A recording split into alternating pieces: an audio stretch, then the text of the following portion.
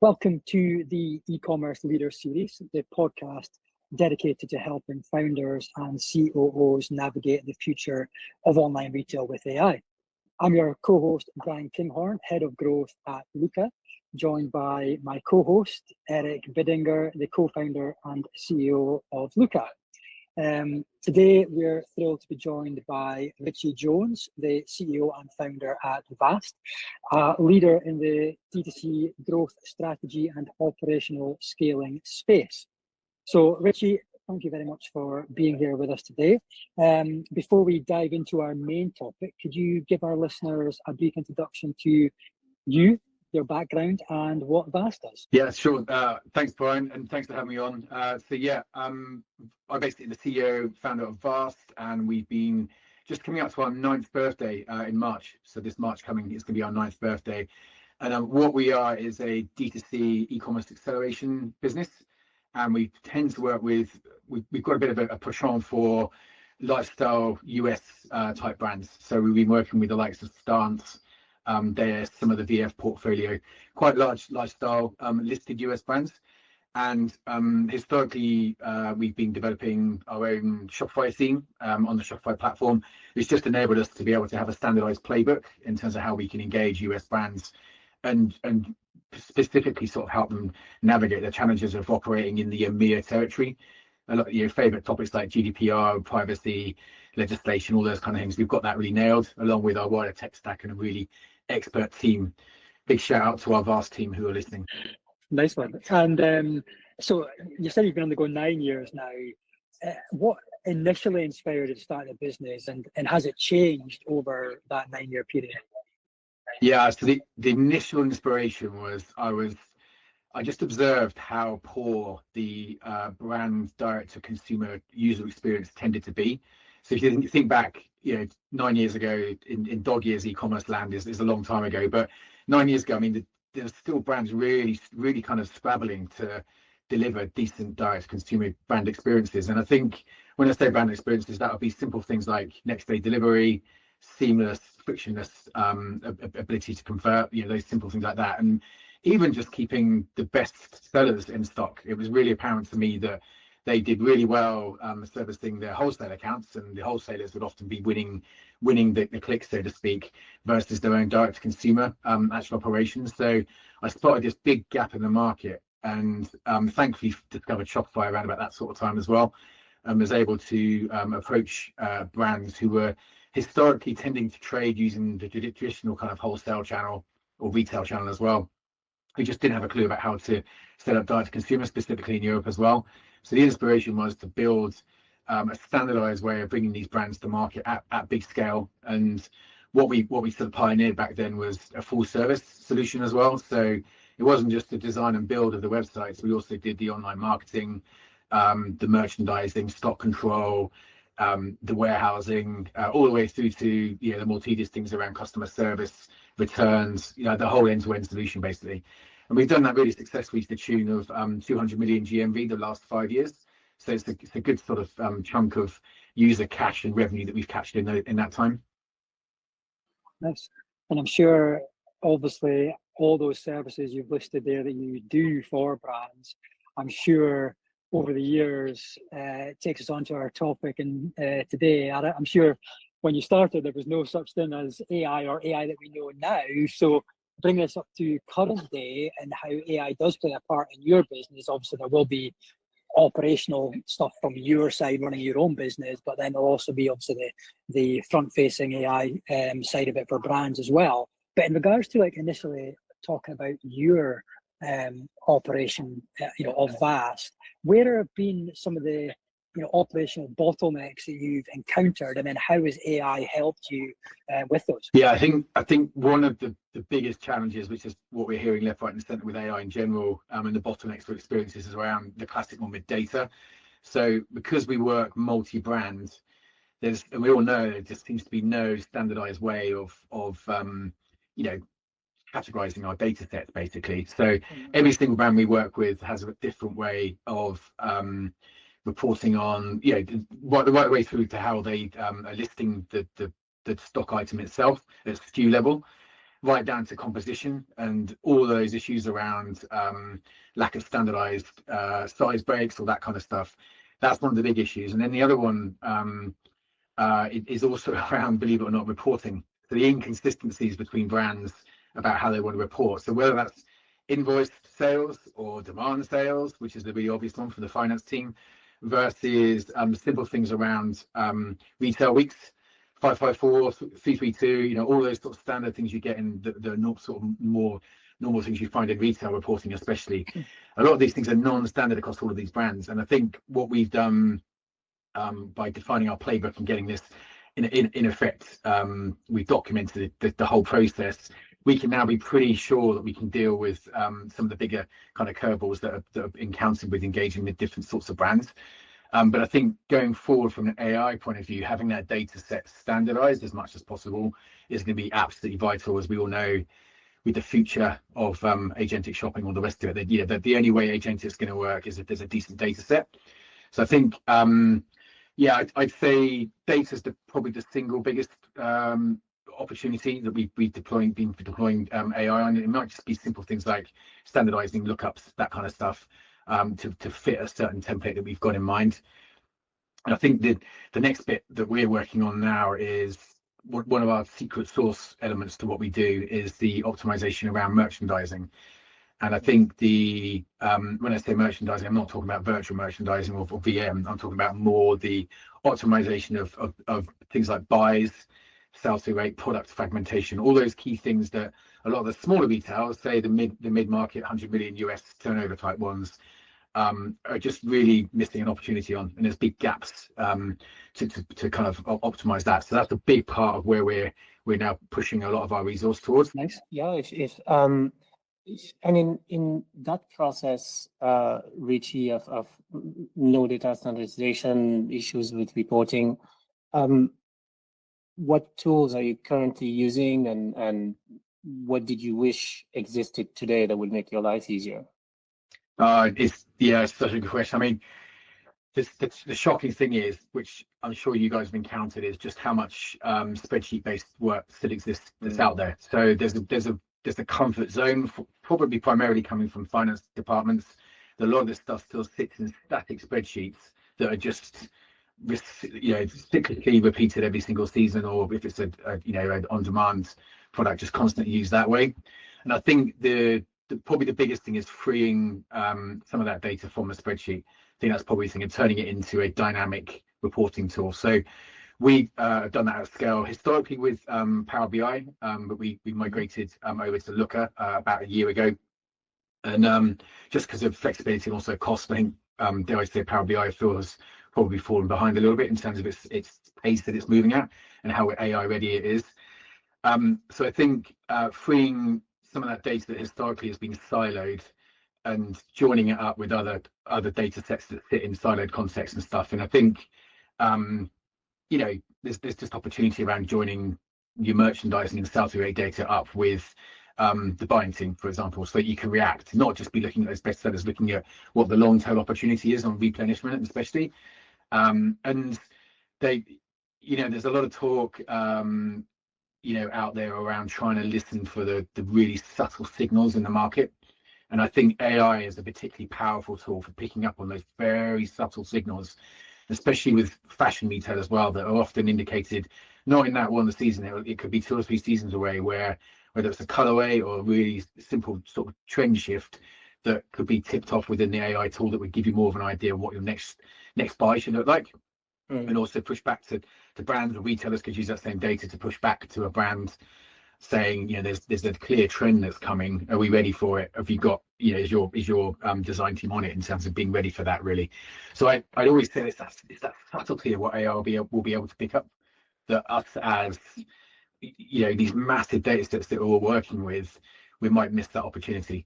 I think that's probably the big one. No, it's really interesting there, Richie. And see that you mentioned your team earlier on in the podcast. Shout out to the vast team.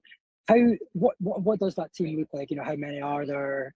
What type of roles are there? And then how have you managed to scale your own? How have you managed to grow your own business whilst keeping a lean team, which I'm sure we all want, but how have you used AI within being able to manage that balance between growing headcount, but also utilizing AI to not have to build headcount? So how have you? So tell us a bit about the team, and then how you use AI to prevent having to increase headcount all the time. Yeah, and I think it's an interesting point at this juncture we're at with AI in particular, where there's nervousness around teams, around obviously job security and what it's going to look like in the future and so on. And I think Vast is a super proud B Corp, and one of the things about B Corp is it has a really clear way in which we talk about our team and how we support our team. We're super proud that our development team, for example, is all female, which is incredible. And this concept of taking B Corp and AI is a really interesting one, because like, how do we scale impact and change and all those kind of things? But what we're doing with our B Corp is actually creating an amazing culture where people, it kind of came from the GDPR days when everybody was talking about privacy. And say 3 years ago, everybody was getting a lot of, especially in Q4, you get a lot of phishing attacks happening. And we wanted to create this culture in our business where people could feel like if they made a mistake, they just come forward and say, this has happened. We're sitting on a lot of customer data. And this culture of openness and collaboration, you can continue in the AI age, where people will start to share, ideally if they feel safe, which we've got that culture in our business, about how they're using AI now. So if you have the wrong culture, they might hide how they're using AI because they're concerned about the future of their jobs. So I think we are creating this culture where people are openly sharing uses of ChatGPT and all the rest of the wider tools that we're using, where they feel like they can share and openly say this is how they're using AI, and we can then look to ways of like kind of standardizing that deployment of AI across the business. So if there is an efficiency saving, if you take some of those really arduous, more manual, big data manipulation tasks that AI is just so good at nailing, like it's terrifyingly good at doing something. You can do it in 90 seconds, something you would think would take 2 weeks, just does it. Claude especially. I think creating that culture where people can collaboratively share how they're using it makes them feel less threatened. We can then turbocharge that to actually accelerate our growth and share, pass on that value to our brands crucially as well. And I think, and the outcome is you can obviously ideally increase that top line and also the bottom line contribution is the plan. I think from I don't know if you saw that there was a thing towards the end of last week around WPP announcing that they're switching from build hours on their agency model to more of a SaaS approach, so more of a subscription model. And I think increasingly agencies who are operating on that model, they will need to be able to demonstrate the value that they're adding, not in a billable hours way, but in a here's your bottom line contribution, here's your top line growth, here's your improvement in lifetime value, here's your CAC improvement, all these things that should be the real measures of success. Oh, and I should say brand equity as well. And because again, we're a B Corp, the impact as well. So carbon reduction, plastic reduction as well. I think that's really, really important. So coming back to full circle, I think that's actually how you demonstrate the value for sure. Yeah, it's fascinating. It's the first time, Richie, we have a guest who's leading a B Corp actually, and just being able to mesh together the mission-driven purpose of the B Corp together with what is really inevitable in terms of using AI tools. It's actually really interesting to hear it from you firsthand. It's a needle to thread, but it looks like you're threading it pretty well. Yeah, and I think I see it as it sounds quite grandiose, but I see it as a real like once in a generation opportunity at the moment about how we influence AI, how we demonstrate AI from a change management point of view can be deployed in a way of like if you're looking at systemic change, why not bake in things that fundamentally all our tools and that we're deploying and stuff, they've got a firm eye on the commercial success. That is the ultimate thing, and ultimately profit. But the outcome from that profit is that we can also deploy AI in a much more meaningful way that can basically the exponential growth that we're going to see via AI. If you bake those in right at the beginning, you're going to exponentialize impact thinking. So our Shopify template emits 73% less carbon. The amazing reason, one of the main reasons it does that is because we've optimized page load speed and code load. But the amazing outcome, the side load actually that improves your conversion rate, which is brilliant for brands. But the sort of a brilliant side effect of that as well is that you're emitting less carbon as well. So if we can get people to use our tools and our thinking in that way, the exponential impact of that as we go down the road is obviously going to be much more measured. So we see that juncture of B Corp thinking. And the other thing I should mention as well is that there's a lot of legislation coming, especially in the European Union. Some of the legislation is already here. Plastic reporting, especially plastic reduction as well, which is putting a lot of onus on the brands and the retailers to reduce plastic single-use usage, especially. But also this year with the advent of product passports and IDs and all that kind of stuff, all this stuff flies straight perfectly into a concept of like tracking your impact, lowering your impact. Oh, and by the way, it's going to make you compliant with legislation, which is actually a legal requirement. And we're seeing a few brands and retailers getting caught out last year by that. I think this will be the year where we're going to see this big shift in terms of going, actually, we need to engage with this legislation much better, which is something we're doing and helping our brands to do. No, cool. So following on from that, but two questions. The first is, like, I know lots of different brands or agencies or any type of business go after B Corp for different reasons. So firstly, I want to know, like, what did drive that decision for you guys initially? And then second to that, you mentioned commercial success and how ultimately that's what we're all in this for. It's at some point down the line. So if you could, wave a magic wand right now and something was able to help you, AI related, help you get more commercial success, what would that be? So yeah, why B Corp first of all, and then the magic wand to what would help you, ultimately improve that commercial success. Yeah, I'm all for magic wands. I mean, the initial attraction to B Corp was there was a moment I had probably sort of 4 or 5 years ago, 1Q4, we've all done it, Cyber Weekend, we're seeing that year-on-year GMV growth, phenomenal exponential growth year-on-year. All our, hard-earned tactics are paying off around better stock control, site optimization, better, all of these things, just seeing that great incremental opportunity. We're all seeing, but there's a bit that's left in me that was feeling a little bit empty in terms of going, I'm all for commercial success, it's good, we need it to be able to have more impact. But I'm a surfer and I'm a mountain biker, so I'm very much into the natural environment. And it has always been a bit of a slight kind of conflict for me in terms of going, you were driving these brands. I'm happy to say a lot of our brands are very much creating product that lasts for a long time, which is good, which kind of helps, when you manufacture a product that isn't just going to end up in landfill straight away. But I just had this moment of going, there must be more to this. You can use software, you can use SaaS and now AI as we now know it, to productize and accelerate the impact of some of this thinking, whether it's carbon reduction or plastic reduction. And one of the other big things as well is that is starting to talk to consumers around behavioral change as well, about do they necessarily always need to buy something when they think they need to buy it as well, which is now, this really is getting out there, but starting to have that debate. And I think that was the big attraction with B Corp, and it's actually helped us to win brands. It's helped us to, the biggest one I love is it's actually helped us to retain our team as well. The last sort of 3-4 hires we did, we asked them one of the reasons they were up against sort of some of our competitors. They chose us because we were a B Corp and we had a really clear reason why we are a B Corp. So that stood out.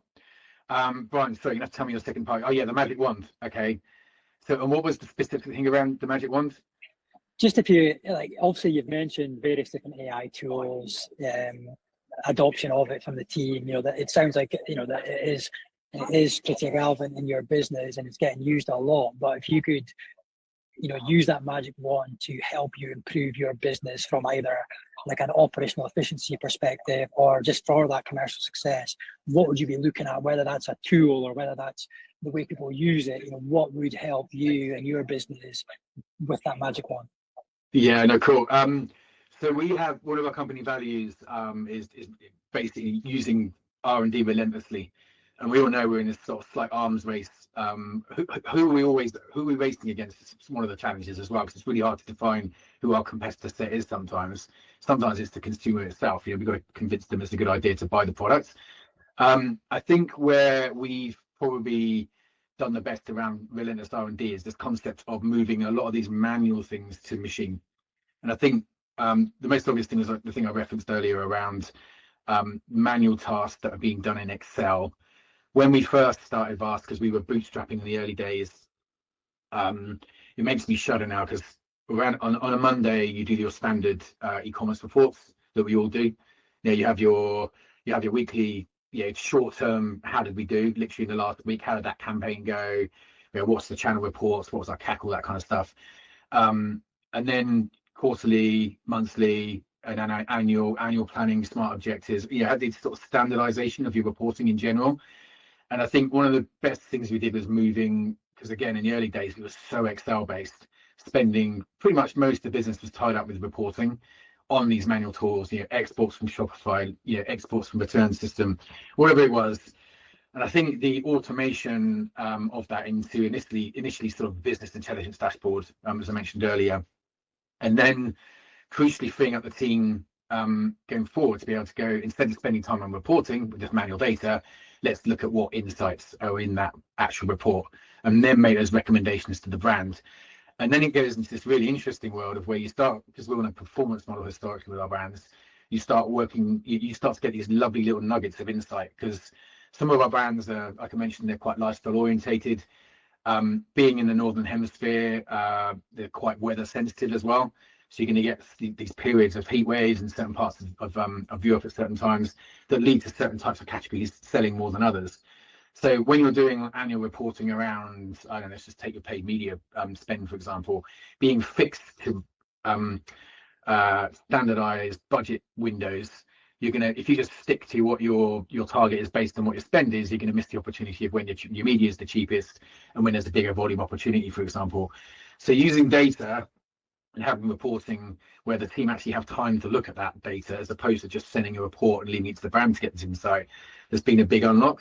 And using AI going forward to give them access, or give the AI tool access to some of that insight, will then uncover those opportunities where you might want to propose to a brand, actually, we think if you spent another 50k this month or this week on around this particular category, we think we can get you this many more sales at this much lower media spend because there's a heat wave on in wherever it is and stuff. So it's just one tiny example where you can have that reactivity to it. And given the volatility of the weather these days, increasingly it's going to get even more challenging. That's obviously a key unlock, and it's just one example. The specifics around the tools on that one as well is just, you've got to basically feed a big LLM with that information. That's the key thing that can start to spot those trends. Yeah, absolutely. Yeah. And so when, I suppose then shifting the focus to some of the brands and what they're using, and obviously I'm sure you're having conversations with your brands regularly, and I'm sure AI is a big topic of conversation. What have you seen that some strategies that the brands are using AI for, or what are you recommending them right now if you're having any conversations with your brands?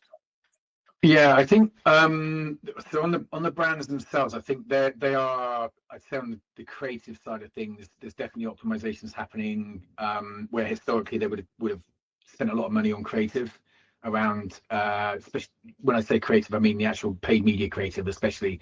So we're starting to see brands increasingly, instead of spending 100k on a shoot to showcase a product, for example, I think increasingly we're starting to see use of the really image-rich, video-heavy assets that are just being produced by the brands.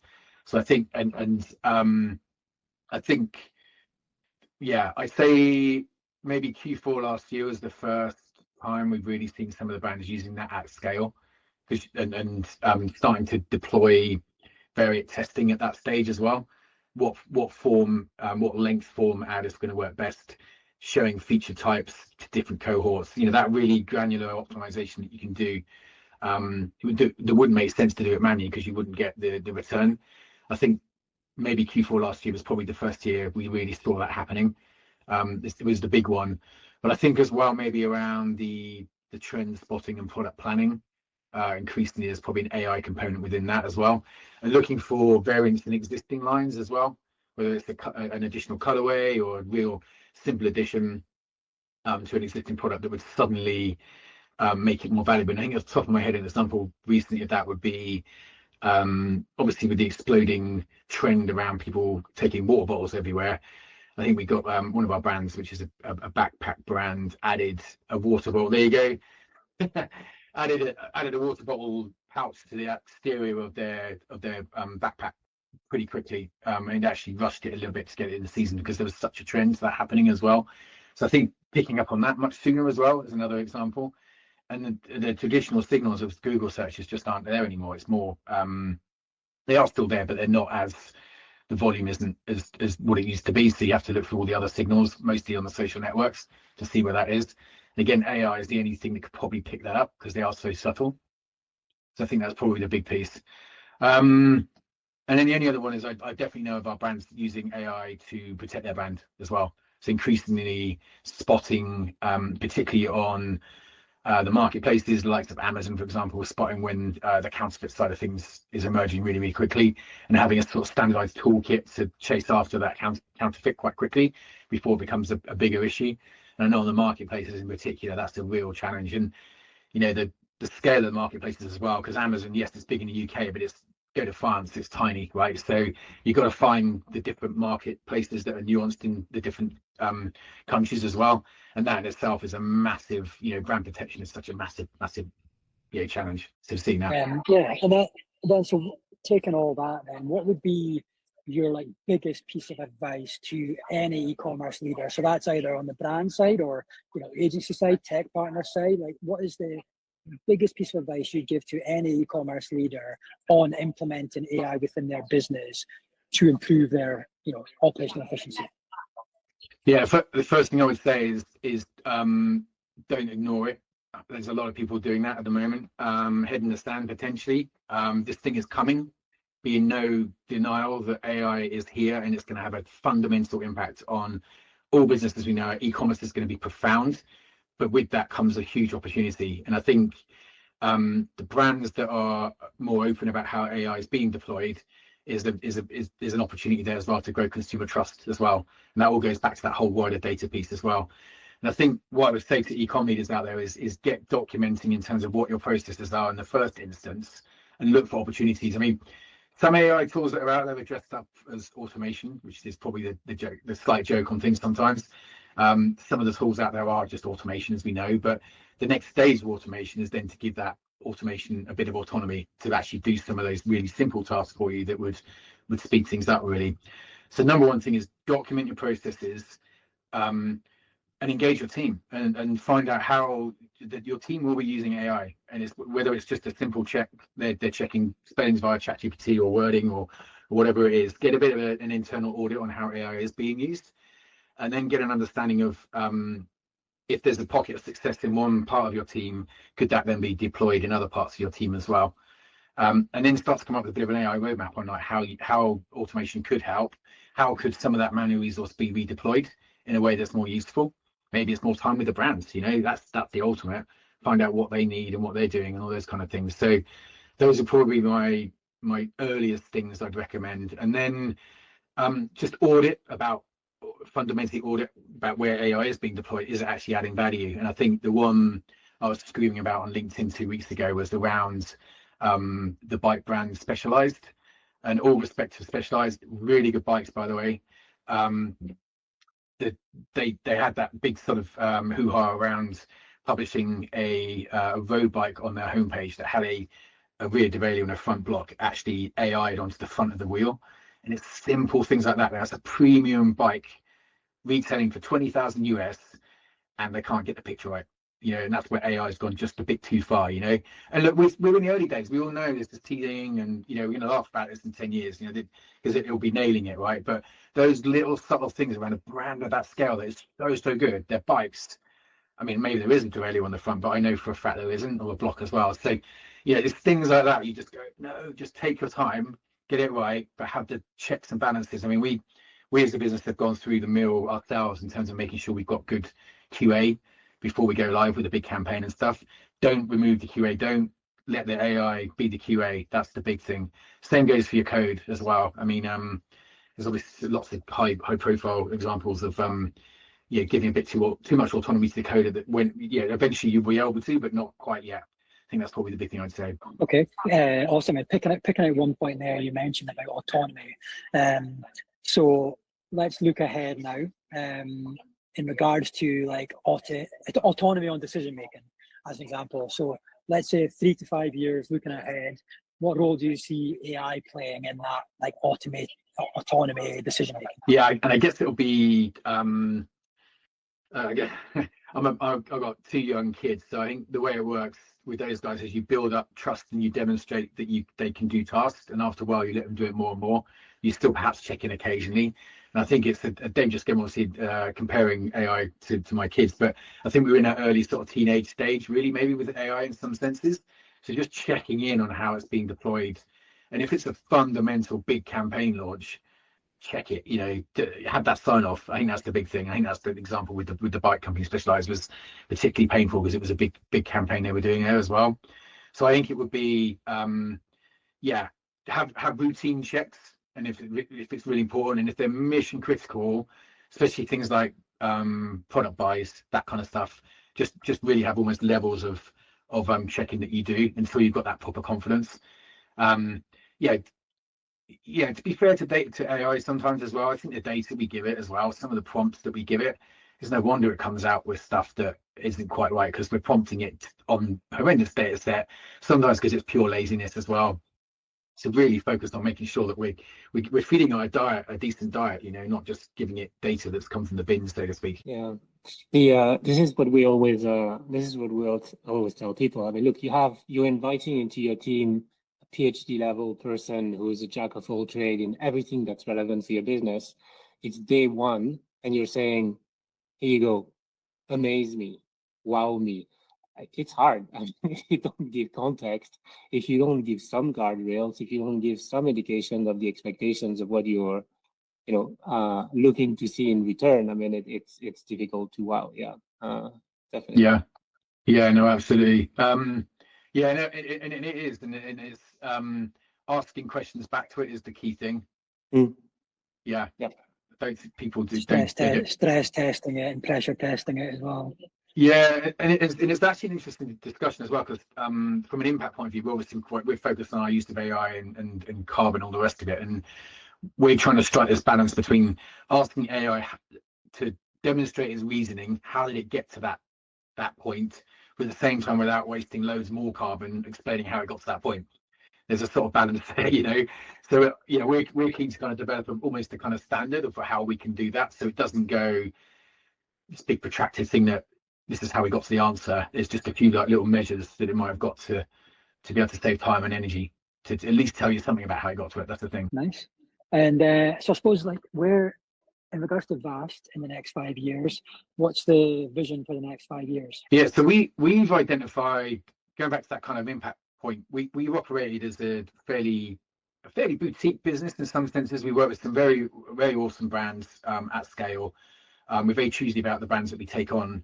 And what we're looking to do now is we're actually pivoting from, we're going to be maintaining our agency business.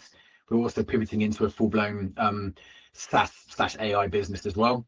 That is going to be taking a lot of our kind of thinking that we've been talking about and turning them into apps that you'll be able to find on the Shopify store, and also appear agnostically as well, to be able to accelerate our learnings and spread them globally as well. So the big attraction for us from a B Corp point of view is that we are then sharing, say, a better merchandising product, for example, that will enable brands to do better buys. That means they're not overstocked. Because they're not overstocked, it means that the brand doesn't have to mark down its products, so it's better for brand equity. So things like that, for example, which are key bits of knowledge that we've held in our playbook, we're democratizing that as the product going forward. That's just one example. The other one would be around our data ingestion tool as well. I've been going on about data as well, but that will turn into a tool where brands are able to standardize their ingestion processes, but crucially cross-reference it with legislative reporting as well. So they can, the legislative requirements from the EU especially, they'll be able to push a button. So instead of a team of 4 having to work in the compliance team on a quarterly basis to deliver these reports, the tool will do it all for them, which is quite cool. It's great for carbon reporting, great for B Corp, great for ensuring you don't get whopper fines like John Lewis did last year, for example. Yeah, no, amazing. Thanks very much, Richie, just for sharing all your expertise. It's been amazing listening to your thoughts and your story and everything that you're using AI for. Before we wrap up, where can our listeners find you and Vast? Where's the best place to gain further insight from you and your business? Yeah, sure. So Vast, you can find vast.net, which is a double V, so vvast.net. And you can find me on LinkedIn, just Richie Jones, which is RICHIE. Yeah, you should find me pop up on there talking about quite a lot about AI and impacts, but also quite a lot about surfing, because that seems to get a lot of reach. Yeah. That's like me with running as well. I try and thread that in there as much as possible within my LinkedIn post as well. But well, thanks.